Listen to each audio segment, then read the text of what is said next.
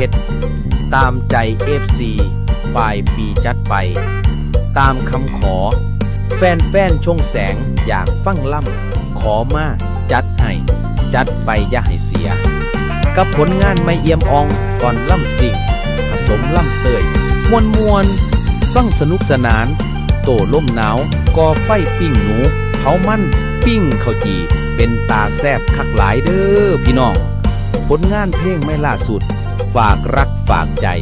ฝากติดตามกดไลค์กดแชร์รับชมรับฟังทางช่องทางเฟซและ YouTube ชงแสงกำแพงเพชรเด้อครับเด้อ